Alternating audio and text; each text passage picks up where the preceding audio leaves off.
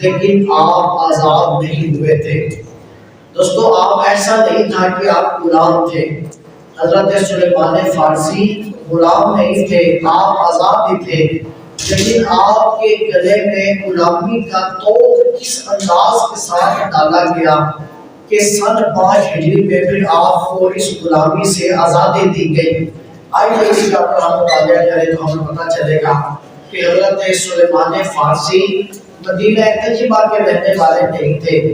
حضرت سلیمان فارسی نہ ہی مکہ المکرمہ کے رہنے والے تھے۔ حضرت سلیمان فارسی کا تعلق فارس کے ساتھ تھا جو ایران کا ایک مشہور شہر ہے۔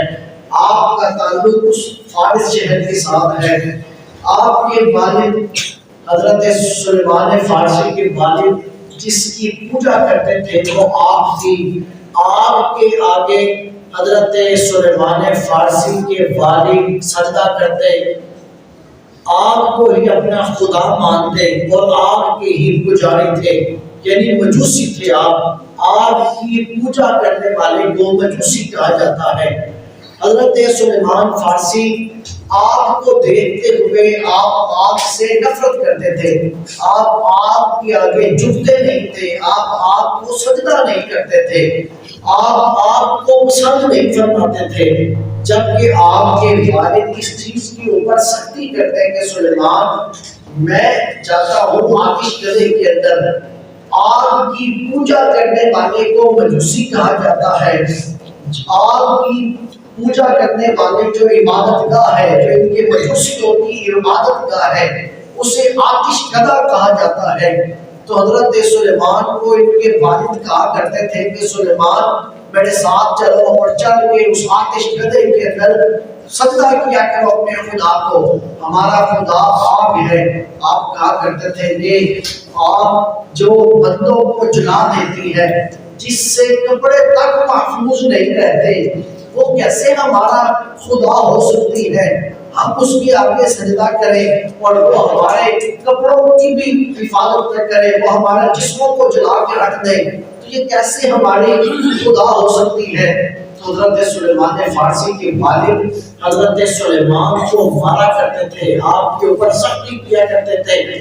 آپ اگر آتش گدے میں نہیں جاتے تھے تو آپ کی سختی سے ساتھ آپ کے ساتھ نمٹا کرتے۔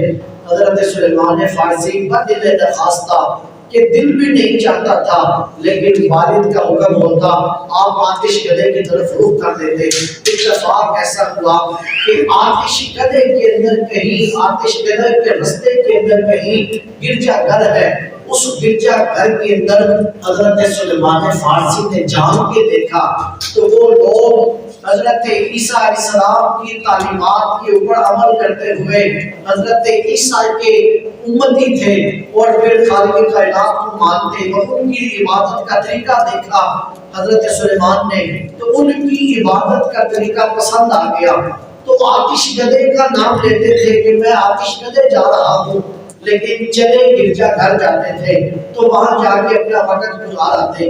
1 2 4 دفعہ والد نے دیکھا کہ یہ کہتا تو یہی ہے کہ آتش گدے جاتا ہے لیکن آتش گدے آتا نہیں ہے، تو آپ نے پیچھا کیا تو دیکھا کہ حضرت سلیمان نکلے اور آپ گرجا گھر کے اندر داخل ہو گئے۔ تو جب اس چیز کو دیکھا تو آپ کے والد سے برداشت نہ ہوا، تو آپ کے والد نے آپ کو آپ کے ساتھ سختی کے ساتھ نکلے، آپ کو جو کچھ ہو سکتا تھا کیا، لیکن حضرت سلیمان بھی اپنی ضد کے اوپر برقرار رہے اور کہا بابا مجھے عیسائیوں کا عبادت کا طریقہ اچھا لگا ہے، لہٰذا میں اسی کے طریقے کے مطابق ہی چلوں گا، میں ملت عیسائیت کو اپنا چکا ہوں، میں سجدہ نہیں کروں گا آگ کے آگے جس طرح عیسائی سجدہ کرتے ہیں یا عیسائیوں کی عبادت کا طریقہ ہے، میں اسی طریقے کے ساتھ ہی رہوں گا، مجھے ان کا طریقہ پسند آ گیا ہے۔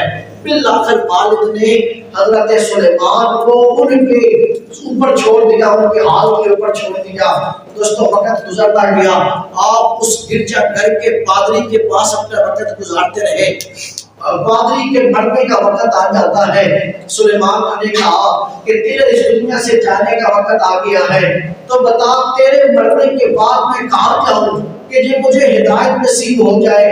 حضرت سلیمان فارسی کو وہ پادری کہنے لگا سلیمان اگر تو چاہتا ہے کہ ہدایت کا سامان تیرے پاس رہے تو پھر یہاں سے ہجرت کر جا اور چلا جا نصیبین شہر کے اندر۔ حضرت سلیمان نصیبین میں آگے بعد جو پادری تھا آپ اس کے پاس رہے، پھر آخر وقت آیا اس کے بھی مرنے کا وقت آ گیا۔ جب اس کے بھی مرنے کا وقت آتا ہے تو حضرت سلیمان نے اسے بھی کہا کہ تیرے بھی مرنے کا وقت آ گیا ہے، تیرے بعد مجھے ہدایت کی ضرورت پڑے، میں ہدایت کے ساتھ رہنا چاہوں تو میں کہاں جاؤں؟ اس نے کہا کہ نصیبین سے اب تو چلا جا موصل شہر کے اندر، موصل شہر میں فلاں گرجا گھر ہے، اس کے پادری کے پاس چلا جا، وہ تیرے لیے ہدایت کا سامان کرے گا، وہ تجھے نیکی کے رستے کے اوپر رکھے گا۔ آپ نے نصیبین سے موصل شہر کی طرف رخ کیا اور گرجا گھر کے اندر آ گئے۔ اب موصل شہر میں آپ وقت گزارنے لگے، وقت گزرتا چلا جاتا ہے حتیٰ کہ ایک وقت ایسا آتا ہے کہ موصل شہر کے گرجا گھر کے پادری کا بھی مرنے کا وقت آ گیا۔ تو اس نے یہ کہا، اس نے کہا اب تو بتا کہ تیرے مرنے کے بعد میں کہاں جاؤں؟ دوستو اس نے یہ بات کہی، اس نے کہا سلیمان کب تک گرجا گھروں کے چکر لگاتے رہو گے، کب تک در بدر کی ٹھوکریں کھاتے رہو گے؟ میں تجھے ایسا در بتاتا ہوں کہ جس در پہ کوئی پہنچ جاتا ہے پھر اسے کہیں اور جانے کی ضرورت باقی نہیں رہتی ہے، اسے ہدایت کا سامان ایسا ملتا ہے کہ وہ ہدایت کے اوپر ہی رہتا ہے، پھر وہ پیچھے مڑ کے نہیں دیکھتا۔ حضرت سلیمان نے کہا پھر میرا یہ مسئلہ حل کر کہ میں کبھی کہیں چلا جاتا ہوں، کوئی مجھے اٹھاتا ہے کہیں بیچ دیتا ہے، کوئی اٹھاتا ہے مجھے کہیں بیچ دیتا ہے، میرا پھر مسئلہ حل کر کہ میں نے کہاں جانا ہے۔ اس نے کہا کہ تو چلا جا کھجوروں والے شہر میں۔ سامنے محترم کو کہنے لگے کھجوروں والا شہر میں کہاں ہے؟ اس نے کہا عرب کی سرزمین ہے، کھجوروں والا شہر ہے جسے یثرب کہا جاتا ہے، وہاں چلا جا، وہیں پہ ہی اس کائنات کا آخری نبی جلوہ گر ہوگا، وہ یثرب شہر اس نبی کی ہجرت گاہ بنے گی، وہیں پر وہی اس کی ہجرت گاہ ہے اور وہیں پہ اس کا مزار بنے گا۔ حضرت سلیمان کہتے ہیں کہ میرے دل میں اسی وقت ہی حضور کی محبت پیدا ہو گئی۔ میں نے اس سے پوچھا کہ اس نبی کی کوئی نشانیاں بتا دو تاکہ مجھے اس کو پہچاننے کے اندر آسانی ہو سکے۔ اس نے کہا کہ ہاں میں اس کی 3 نشانیاں تجھے بتا دیتا ہوں، اسی 3 نشانیوں کے اوپر تو پہنچ جانا۔ سامنے محترم کو 3 نشانیاں کیا بتاتا ہے؟ اس نے کہا پہلی نشانی یہ ہے اس نبی کی کہ وہ صدقہ نہیں کھاتا، دوسری نشانی اس کی یہ ہے کہ وہ تحفہ قبول کرتا ہے، اور تیسری نشانی اس کی یہ ہے کہ اس کے دونوں کندھوں کے درمیان مہر نبوت موجود ہے۔ یہ تینوں نشانیاں پوری کر لینا اور وہی نبی آخر زمان نبی ہے، وہی حق کے ساتھ مبعوث کیا جائے گا۔ بس جب تو اس کے پاس پہنچ جائے گا پھر دنیا میں تجھے کسی در پہ جانے کی ضرورت نہیں ہے، پھر دنیا کے کسی شخص سے تجھے ملنے کی ضرورت نہیں، ہدایت کے لیے تجھے کسی کے پاس جانے کی ضرورت نہیں، ہدایت تیرے گھر کے اندر ہے، ہدایت تیرے دامن میں آ جائے گی۔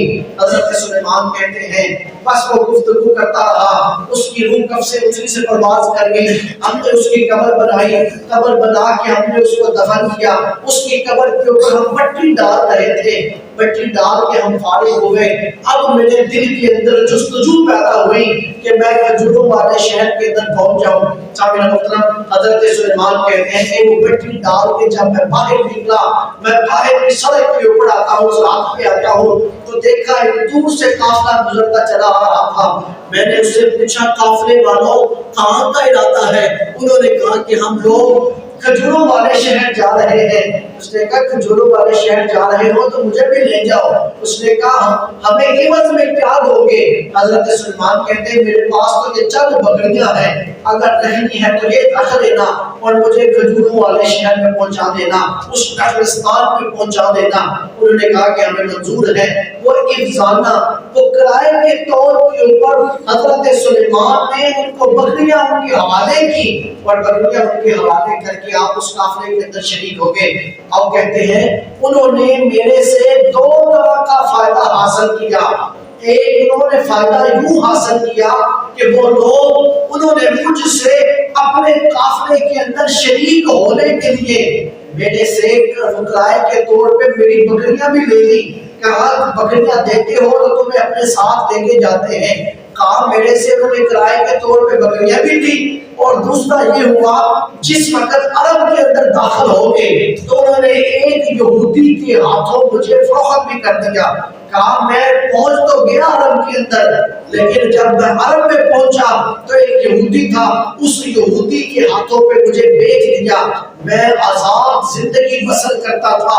اس دن سے مجھے غلامی کا گلا تو میرے گلے کے اندر لٹکا دیا گیا.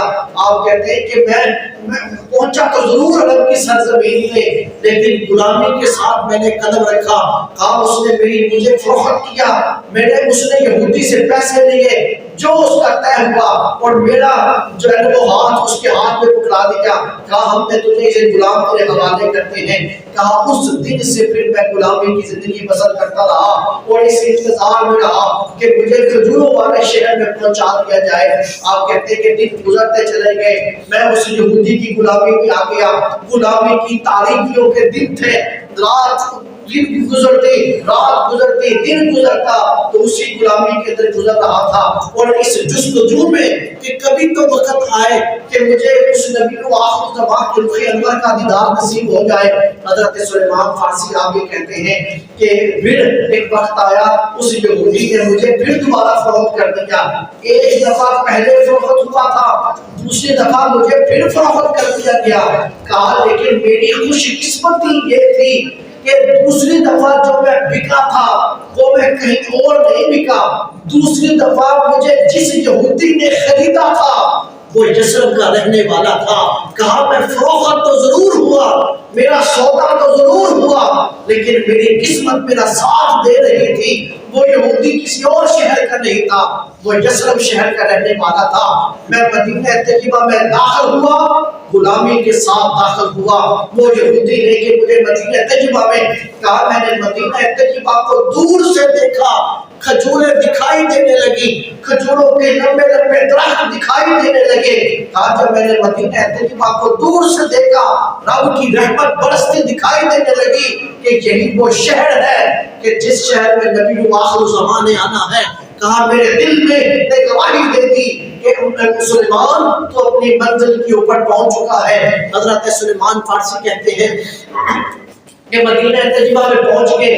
اب جب مدینہ طیبہ میں پہنچا تو اسی یہودی کی غلامی میں زندگی بسر کر رہا ہوں. شب و روز گزر رہے ہیں, لیل و نہار گزر رہے ہیں. کہا میں اسی کے باغ کے اندر نوکری کرتا تھا, میں کھجور کے اوپر بیٹھا تھا.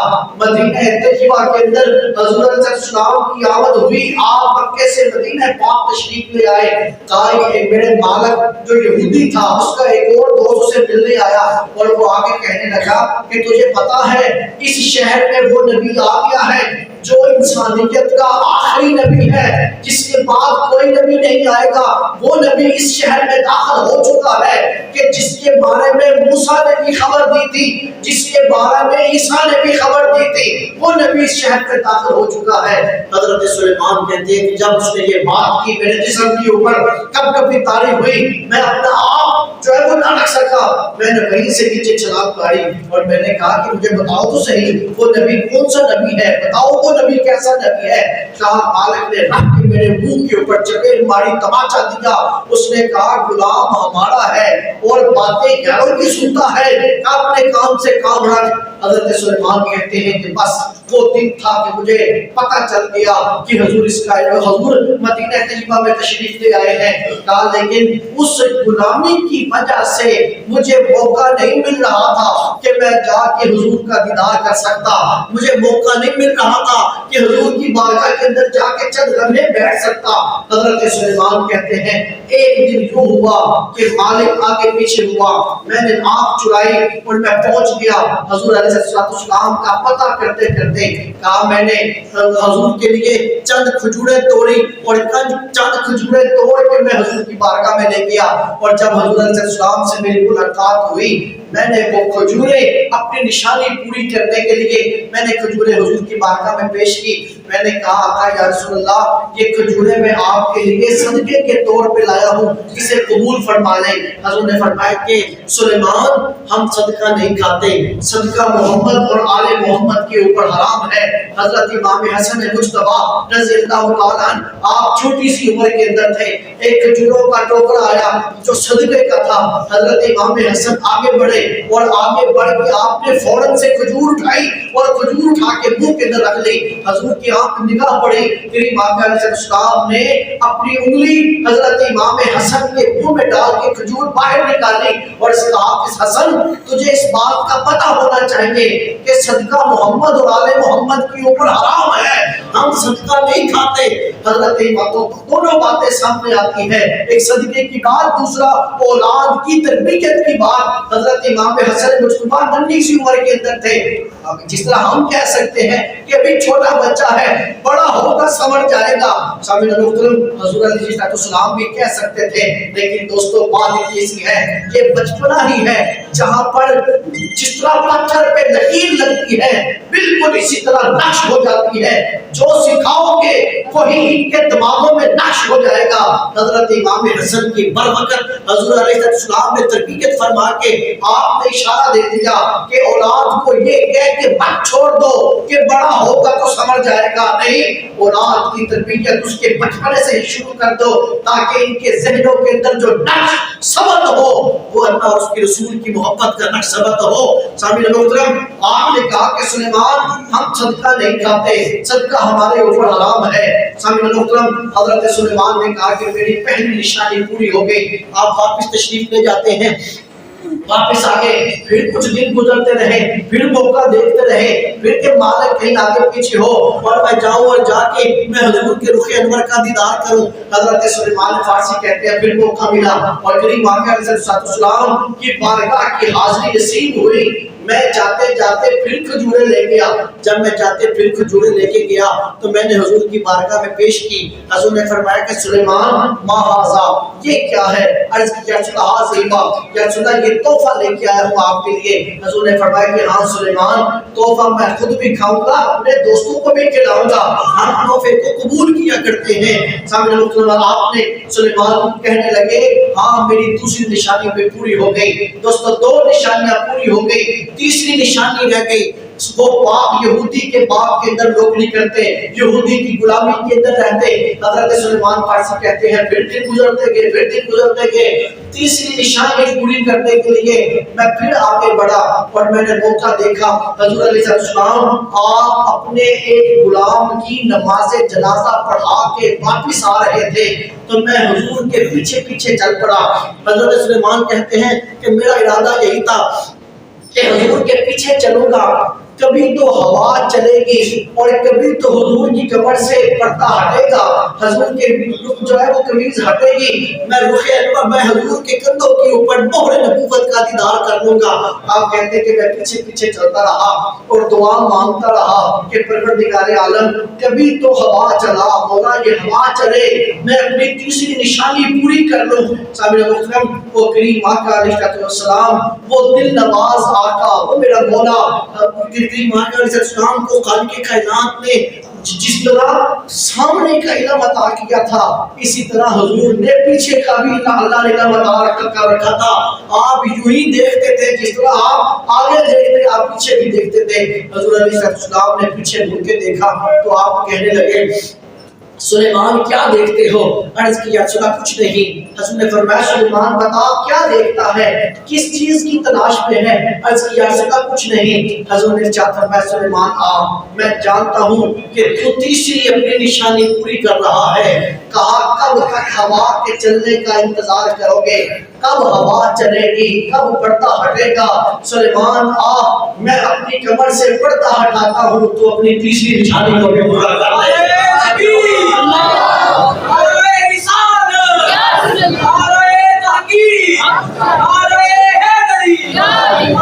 شان مصطفیٰ. آپ نے تیسری نشانی پوری کی، عرض کی یا رسول اللہ ہاتھ آگے بڑھائیں اور مجھے اپنی غلامی میں قبول فرما لیں. حضرت سلیمان فارسی منزلیں طے کرتے کرتے گرتے گراتے حضور کی قدموں میں آ پہنچے، کلمہ پڑھا، مسلمان ہو گئے. آپ مسلمان ہوتے ہیں تو سامعین محترم اب مسلمان تو ہو گئے لیکن وہ یہودی کی غلامی سے آزادی نہیں مل رہی تھی. دن گزرتے، جب موقع ملتا آ جاتے، موقع نہ ملتا تو حضور کی بارگاہ میں نہ آتے. باقی مسلمان آزاد تھے، جب ان کا جی چاہتا حضور کے پیچھے آ کے نماز بھی پڑھتے، جب جی چاہتا حضور کے سامنے بیٹھ کے حضور کا خطبہ بھی سنتے، جب جی چاہتا حضور کے رخ انور کا دیدار بھی کرتے، زیارت بھی کرتے. لیکن سلیمان اپنی غلامی کی وجہ سے کچھ نہیں کر سکتا تھا، نہ حضور کے پیچھے نماز پڑھ سکتا تھا، نہ حضور کے سامنے بیٹھ کے خطبہ سن سکتا تھا، نہ حضور کے سامنے بیٹھ کے حضور کے رخ انور کا دیدار کر سکتا تھا. سامعین محترم اور طلب کیسی تھی حضور کے سامنے بیٹھ کے خطبہ سننے کی، طلب کیسی تھی، جستجو کیسی تھی. آپ کو بات بتاؤں کہ حضور کی بارگاہ کے اندر ایک دفعہ لوگ آئے بدھ والے دن، دور کے لوگ تھے، بدو لوگ تھے، بدھ والے دن آگے اور بدھ والے دن آگے حضور کے سامنے بیٹھ گئے. حضور نے فرمایا کہ تم کہاں آئے ہو؟ تم تو جمعے کے دن آیا کرتے تھے، تم جمعے کی نماز پڑھنے کے لیے آتے تھے، آج تم بدھ کو آگے ہو. کہنے لگے کہ آقا یا رسول اللہ ہم جمعے کو ہی آتے ہیں لیکن جمعے کو آتے ہیں آپ کے سامنے بیٹھنے کا موقع نہیں ملتا، ہمارے سے پہلے صفیں مکمل ہو جاتی ہیں. آقا یا رسول اللہ آپ کے سامنے بیٹھ کے آپ کا خطبہ سننے کے لیے ہم بدھ والے دن ہی جمعہ پڑھنے کے لیے آگے ہیں کہ آپ کے سامنے بیٹھ کے خطبہ بھی سنیں گے، آپ کے روح انور کا دیدار بھی کریں گے. سامنے لوگ جب طلب یہ ہو، صحابہ کی کیفیت یہ ہو تو سلیمان سے رہا جانا تھا. سلیمان کہتے ایک دن حضور کی بارگاہ میں آگے اور یہ دن یوں ہی گزرے، تھوڑے دن نہیں گزرے، 5 سال گزرے. 5ویں ہجری تک حضور حضرت سلیمان دیکھتے رہے. بالآخر کہا آقا یا رسول اللہ موقع ملا، کہا یا رسول اللہ اب غلامی نہیں کی جاتی، اب اوروں کی غلامی نہیں کی جاتی، آقا اپنی غلامی میں لے اور دنیا کی غلامی سے مجھے آزاد کرے. یا رسول اللہ دنیا کی غلامی نہیں قبول، اپنی غلامی میں لے لیجئے. سامعین محترم حضرت سلیمان کہتے ہیں حضور نے ارشاد فرمایا سلیمان بتاؤ پھر اپنے مالک سے جا کے بات کر لو، اپنے مالک سے کہو کہ آپ میرے ساتھ بات کر، کیا لے گا میرے سے اور مجھے اپنی غلامی سے آزادی دے دے. سامعین محترم حضرت سلیمان کہتے ہیں میرے دل میں امید جاگی، میں جاتا ہوں حضور کی بارگاہ میں اور میں جاتا ہوں اس یہودی کے پاس، اپنے مالک کے پاس. اس نے کہا مجھے آزاد کر دے، کچھ قیمت میں تجھے اب دیتا ہوں، کچھ قیمت بعد میں دیتا ہوں، میرے ساتھ کوئی بات طے کر لے اور مجھے آزاد کر دے. اس نے کہا سلیمان، اب اسے پتا تھا کہ سلیمان کہاں سے ادا کرے گا، کہ کہاں سے بات اس نے کر دی، لیکن پتا تھا کہ ادائیگی ہوگی نہیں اور سلیمان ہمیشہ میری غلامی میں ہی رہے گا. اس نے وہ شرط رکھی جو پوری ہونے والی تھی نہیں. کیسے ممکن تھا کہ یہ شرط پوری ہوتی؟ حضرت سلیمان فارسی کو وہ کہنے لگا سلیمان اگر تو نے آزاد ہونا ہے تو میری 2 باتیں ہیں، دونوں پوری ہوں گی تو میں تجھے آزاد کروں گا. حضرت سلیمان کہتے ہیں بتا تیری 2 باتیں کون سی ہیں؟ اس نے کہا پہلی بات تو یہ ہے کہ میں 300 کھجور کے درخت چاہتا ہوں، 300 کھجور کے درخت لگ جائیں، ہرے بڑے ہو جائیں تو میں تجھے آزاد کروں گا. اس نے کہا دوسری نشانی یہ ہے 40 اوقیہ چاندی اگر تو مجھے دیتا ہے تو میں تجھے آزاد کروں گا. 2 شرطیں تھی، ایک 40 اوقیہ چاندی اور دوسری شرط تھی کہ 300 جو ہے وہ پودے کھجور کے اس کا باغ دے کر تجھے آزاد کروں گا. دوستوں مخاطب کہتے ہیں آج ہمارا دور غلاموں کا دور نہیں ہے، آج انسانیت مجموعی طور کے اوپر غلامی سے آزاد ہو چکی ہے. یہ غلام کی ایک شرط ہوتی تھی، یہ غلام کی ایک قسم ہوتی تھی جسے مخاطب کہا جاتا ہے، مخاطبہ جسے کہا جاتا ہے. اور مخاطب اس غلام کو کہتے ہیں کہ کچھ قیمت دے دے اور کچھ قیمت بعد میں دے. آزاد اس وقت تصور کیا جائے گا جب ساری جو ہے وہ قیمت ادا کر دے گا, پھر وہ مکمل طور پہ آزاد تصور کیا جائے گا. حضرت سلیمان فارسی مخاطبت کے ذریعے آزاد ہوئے. آپ نے قیمت ادا کی, آپ حضور کی بارگاہ میں چلیں گے اور عرض کی یا سنا مالک نے تو بہت بڑی شرط لگا دی ہے. حضور نے فرمایا سلیمان بہت بڑی شرط کون سی لگا دی ہے؟ عرض کی یا سنا اس نے کہا ہے کہ 40 اوقیہ چاندی دیتے ہو تو تجھے آزاد کرتا ہوں. دوسرا اس نے کہا ہے کہ 300 پودے کا لگا ہوا ایک باغ دیتے ہو تو میں آزاد کرتا ہوں. حضور نے فرمایا کہ بس اتنی سی بات. عرض کیا چنا اتنی سی بات, یہ تو بہت بڑی بات ہے. حضور نے ارشاد فرمایا کہ سلیمان یہ بہت بڑی بات نہیں ہے, یہ جتنا مرضی رکھ لے لیکن سب کچھ میرے رب کی قدرت کے اندر ہے. کوئی کچھ بڑا نہیں ہوتا. سب سے بڑی ذات اگر کسی کی ہے تو صرف میرے مالک کی ذات سب سے بڑی ہے. حضرت سلیمان فارسی کہنے لگے حضور کی بارگاہ کے اندر کہیں سے ایک انڈے کی مقدار کے برابر سونا آیا اور حضور نے فرمایا کہ سلیمان ادھر آؤ اور جا کے اپنے مالک کو یہ دو اور اسے کہو کہ باقی کی قیمت تجھے ہم بعد میں ادا کریں گے. آپ نے کہا یا رسول اللہ یہ انڈے کی مقدار کے برابر سونا یہ 40 اوقیہ چاندی کو پورا کرے گا؟ یا رسول اللہ یہ تو بہت تھوڑا ہے اس کی مقدار کے اندر. حضور نے فرمایا سلیمان جا کے دے تو جب تو دے گا کوئی کمی رہ گئی تو میرے سے آ کر مل لینا. حضرت سلیمان فارسی نے وہ انڈا اٹھایا جو سونے کی مقدار کے برابر تھا اور آپ کہتے ہیں کہ جس وقت میں لے کے گیا تو وہ سونے کی مقدار کے برابر تھا. جب جا کے میں نے اس یہودی کے سامنے اس کو تول کے دیا تو وہ 40 اوقیہ چاندی کے مقدار کے برابر بن گیا. آپ حضور کے دستے مبارک لگے, وہ جو چھوٹا سا سونا تھا وہ 40 اوقیہ چاندی کے برابر ہو جاتا ہے. دوستو آپ کہتے ہیں میں واپس آ گیا, میں نے کہا یا رسول اللہ یہ تو اٹھا کے دے دیا, اب یہ درخت کب لگیں گے, یہ پودے کب لگیں گے؟ حضور نے صحابہ سے کہا صحابہ اپنے دوست کی مدد کرو. حضرت صحابہ نے کسی نے 5 پودے دیے, کسی نے 10 پودے دیے, کسی نے 15 پودے دیے, کسی نے 30 پودے دیے اور یہ ٹوٹل 300 پودے بن گئے. حضور نے فرمایا پودے اکٹھے کرنا لیکن اس کو لگانا نہیں ہے, اس کو میں خود آ کے لگاؤں گا. جب 300 کی گنتی پوری ہوئی حضرت سلیمان نے کہا یا رسول اللہ 300 کی گنتی پوری ہو چکی ہے. حضور نے فرمایا کہ چلو سامعین محترم آپ نے بھی وہ باغ جو مدینہ پاک گئے ہیں وہ دیکھا ہوگا.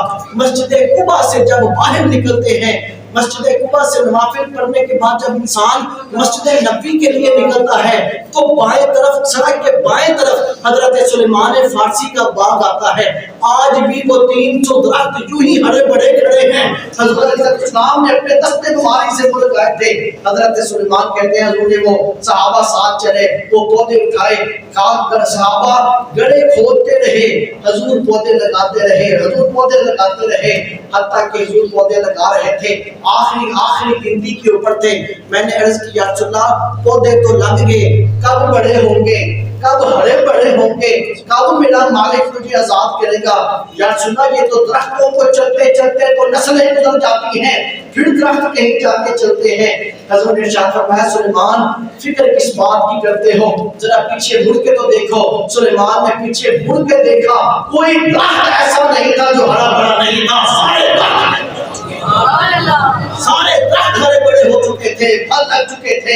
آپ نے کہا جا کے اس یہودی سے کہہ کہ آپ اپنی گنتی بھی پوری کر لے, 300 درختوں کی گنتی بھی پوری کرے, یہ بھی دیکھ لے کوئی خشک تو نہیں ہے, سارے ہرے بڑے بھی ہو چکے ہیں. سامنے محترم یہ تو وہ نبی پاک الزما ہے, یہ تو حضور نے پودا لگایا تھا.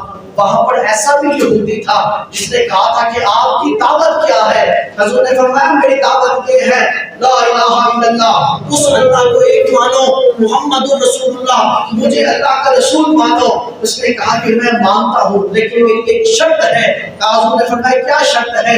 کہا کھجور کا باغ لگا کے دو مجھے, اور اگر وہ لگ جائے گا پھل پک جائے گا تو میں آپ پہ کلمہ پڑھ کے مسلمان ہو جاؤں گا. سامنے محترم حضور علیہ السلام نے فرمایا بس اتنی سی بات عرض کی. اس نے کہا کہ رسول بس اتنی سی شرط ہے.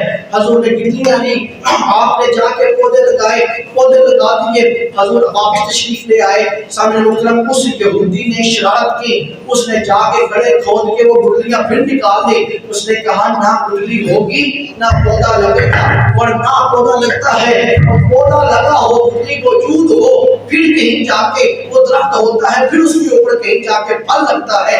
اس نے کہا گٹلی ہی نکال دو، جب گٹلی نکل جائے گی تو پیچھے کچھ بھی باقی نہیں بچے گا. سامعین محترم، اس کی خبر نہیں تھی اس بات کی کہ یہ وہ نبی و آخر الزمان ہے. ایک چھوٹا سا MBA بن جائے، MNA بن جائے، اس کے اختیار ختم نہیں ہوتے. وزیر اعظم بن جائے، اس کے اختیار نہیں ختم ہوتے. حضور ایک علاقے کے بادشاہ تھے، حضور ایک قصبے کے بادشاہ تھے، حضور ایک ملک کے بادشاہ تھے. نہیں دوستو، حضور نے فرمایا میرے 2 وزیر آسمان کے ہیں، میرے 2 وزیر زمین کے ہیں. آسمان والے وزیر جبرائیل و میکائیل ہے، زمین کے وزیر ابو بکر و عمر ہے. دوستو جہاں جہاں تک وزارت ہو وہاں وہاں تک بادشاہت ہوتی ہے، اور جہاں جہاں تک بادشاہت ہوتی ہے وہاں وہاں تک اختیارات ہوتے ہیں. رب نے زمین و آسمان بنا کے مصطفیٰ کے ہاتھوں میں دے دی، اور صرف یوں ہی نہیں دے دی، ہاتھوں میں نہ دی صرف، بلکہ کل مختار کل بنا کے اپنے محبوب کو دیا اور کہا میرے مصطفیٰ جیسے جیسے چاہو گے، جیسے جیسے اشارے کرتے جاؤ گے، کائنات تیری بات مانتی چلی کائنات تیری بات مانتی چلی جائے گی. سامنے مطلب گٹلیاں اس نے نکال دی. اور دوستو صبح ہوئی اور آپ کہنے لگا کہ چلے جا کے دیکھیں اگر تو باغ لگ چکا ہے، اگر تو وہ پھل پک چکا ہے تو ہم جا کے میں آپ کو کلمہ پڑھ لیتا ہوں. حضور نے فرمایا کہ چلو. سامنے محترم وہ جاتا ہے، جا کے ہکا پکا رہ گیا کہ درخت بھی لگے ہیں. صرف درخت ہی نہیں لگے بلکہ درختوں کے اوپر کھجوریں بھی لگی ہیں. جب پہلے حیرانی کا عالم یہ تھا کہ درخت کیسے لگ گئے جب کھجوریں ہی، جب گٹلیاں ہی موجود نہیں تھی. اس نے کہا درخت تو لگ چکے ہیں، میں یہ کھجور بھی کھا کے دیکھ لوں کیا یہ واقعی اصلی کھجور ہے. سامنے محترم اس نے کھجوریں توڑی. اس نے جب توڑتا ہے اندر سے گٹلی نہیں نکلی. وہ چباتا ہے، کہتا ہے یا رسول اللہ کھجور ہے تو بڑے مزے کی لیکن اس کے اندر گٹلی موجود نہیں ہے. حضور نے فرمایا گٹلی تو رات کو نکال کے لے گیا تھا، گٹلی کہاں سے ہونی تھی. سامنے محترم آج بھی کھجوروں کی قسموں میں وہ کھجور موجود ہے کہ جس کے اندر گٹلی نہیں ہوتی، اور اس کے کھانے کی علیحدہ ہی کوئی لذت ہے کہ جب انسان اس کھجور کو کھاتا ہے. دوستو یہاں تو گٹلیاں موجود نہیں تھی، میرا نبی پھر بھی اگانا چاہتا ہے. اور پھر حضرت سلیمان کے تو پودے لگائے گے. کہا سلیمان پیچھے مڑ کے دیکھ، پیچھے مڑ کے دیکھا تو باغ بھی ہرا بڑا ہو چکا تھا. سامنے محترم آپ نے کہا کہ جا جا کے اسے کہہ کہ اپنے پودے پورے کر لے. دوستو اس نے پودے پورے کیے. پہلے چاندی 40 ہوکیا دیکھ کے تھا حیران، پھر 300 پودے دیکھ کے حیران ہوا. کہا سلیمان کیا میں تجھے عذاب کرتا ہوں. سامنے محترم سلیمان دنیا کی غلامی سے آج آزاد ہوتا ہے. سن 5 ہجری تھا جس وقت یہ واقعہ پیش آیا. سلیمان دنیا کی غلامی سے آزاد ہو کے اب حضور کی بارگاہ میں آ گیا. محمد کی غلامی سند ہے آزاد ہونے کی، محمد کی غلامی سند ہے. ہزاروں غلامیاں حضور کی غلامی کے اوپر، ہزاروں آزادیاں حضور کی غلامی کے اوپر قربان کر دی جاتی ہیں. سامعین محترم جو مدینے کی گلی میں آ کے بک جاتا ہے اسے پھر دنیا کی آزادیوں کی ضرورت نہیں رہتی ہے. جب تک بکے نہ تھے کوئی پوچھتا نہ تھا، تو نے خرید کے انمول کر دیا. دنیا کی غلامی سے آزادی ملی، حضور کی غلامی میں آ گئے. اور حضور نے کیا ارشاد فرمایا؟ حضور نے فرمایا کہ سنو لوگو، سلمان منا اہل البیت، سلمان میری اہل بیت میں سے ہے. سلیمان کو میں اپنی اہل بیت میں شمار کرتا ہوں. کہا کہ سلیمان وہ ہے کہ جس نے میرے لیے نہ جانے کہاں کہاں سے گزر کے آیا، نہ جانے کس کس کے در کے دھکے کھائے، نہ جانے کون سے شہر کو اور کہاں کہاں اس کو اپنے ماتھے ٹیکنے پڑے. سلیمان نے میرے تک آنے کے لیے بڑی مارے کھائی ہیں. حضرت سلیمان کو پھر مقام بھی وہی ملا کہ جب تک بکے نہ تھے کوئی پوچھتا نہ تھا، تو نے خرید کی انمول کر دیا. کہا سنو سلیمان میری اہل بیت میں سے ہے. سیدہ کائنات کہتی ہے کہ کسی کو اس طرح گھروں میں آنے کی اجازت نہیں تھی. کہ جس طرح حضرت سلیمان ہمارے گھر میں آیا کرتے تھے، اس لیے کہ سلیمان کو حضور نے اپنا اہل بیت میں شمار کیا تھا کہ سلیمان میری اہل بیت ہے، اس کو میں اپنے خاندان کے اندر شمار کرتا ہوں۔ دوستو پھر کیوں نہ وہ کہتا کہ جب تک بکے نہ تھے کوئی پوچھتا نہ تھا، تو نے خرید کے انمول کر دیا۔ کسی نے کہا تھا کہ ککھاں وچ رلدے سن وقت میرے، کہا مہربانہ ذی شانہ سلطانہ، بڑے کرم کمائی نہیں بلا ہوئی، بڑے کرم کمائی نہیں بلا ہوئی، ککھاں وچ رلدے سن وقت میرے، ککھوں لکھ بنایا ہی بلا ہوئی۔ پتا سردار نو اپنی کیتیاں دا، پتا سردار نو اپنی کیتیاں دا، پردے ایباں تے پائے نہیں بلا ہوئی۔ سامعین محترم، یہ یوں ہی نہیں نصیب ہو جاتا۔ حضرت سلیمان نہ جانے کہاں سے تک کھاتے کھاتے حضور کی بارگاہ میں آئے۔